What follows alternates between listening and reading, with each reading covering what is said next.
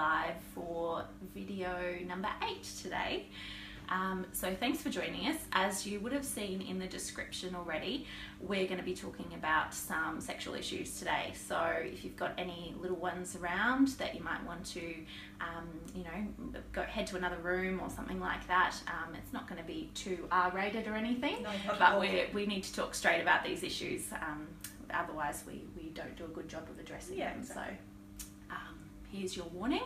You've got 5, 4, 3, 2, 1. Okay, so I've got Hilary Lindberg here with me, who is a psychologist here at Capalaba at the Psych Professionals. Hi everyone. So Hilary has just completed her doctorate with her thesis being in this area, and she's also enrolled in a grad dip in sexology. So she has a lot of both research and clinical experience in this area.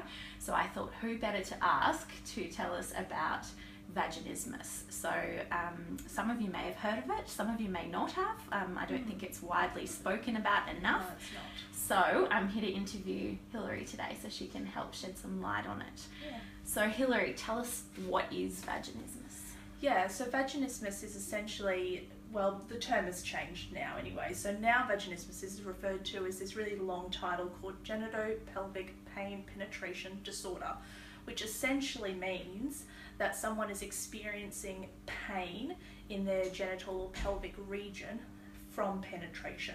And that can be from, before penetration, during penetration, or after penetration. And that can occur from, tampon use, to having sex, to going to see the gynecologist, for instance, and getting those lovely pap smears. Any pain that's associated with penetration attempts is essentially what vaginismus is.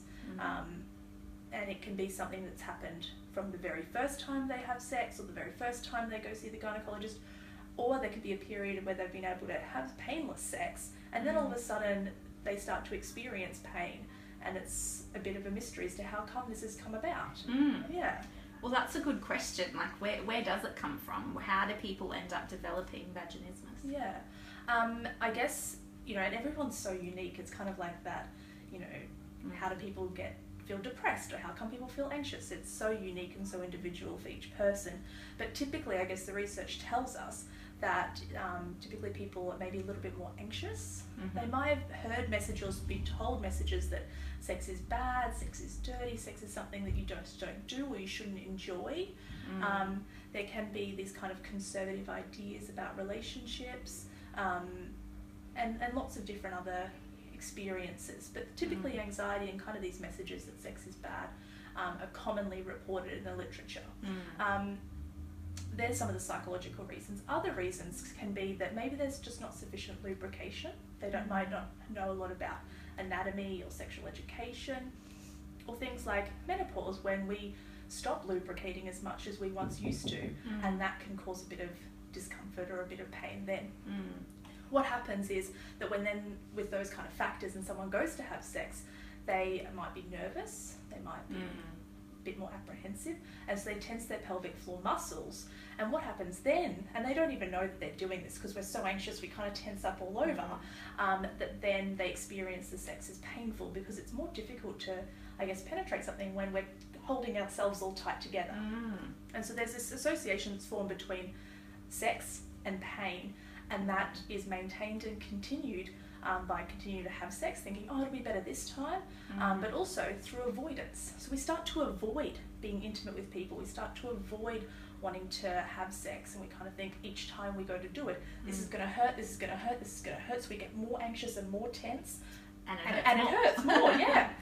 And I think the flip side of this is it can really affect someone's view of themselves, someone's self-esteem.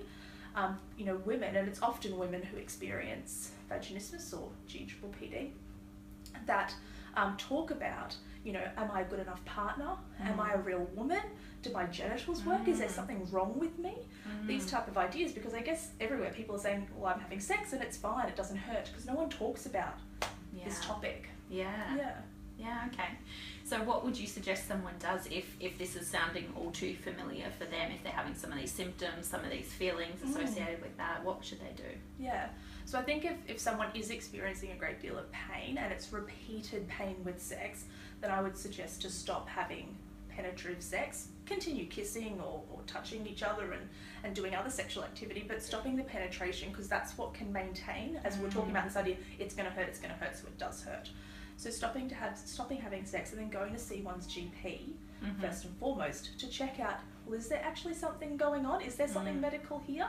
And if there's not, then to get a referral. That's been very enlightening, and I think, you know, it's just something we don't talk about often enough, so hopefully we've helped to shed a bit of light on this topic. Here at the Psych Professionals, we help you live the life you deserve. So if you wanted to chat with your GP and get a referral to see Hilary or someone else in your area, don't just do nothing. You know, go and get it looked at and get someone to help you with a bit of a plan of action. Because it isn't going to go away. It doesn't go away. Yeah. It doesn't get better with time, unless you're doing something about it. So if you have any questions or any comments, feel free to comment below, and we'll do our best to answer them. But otherwise, I'll catch you again tomorrow for another video blog. See you guys. See ya.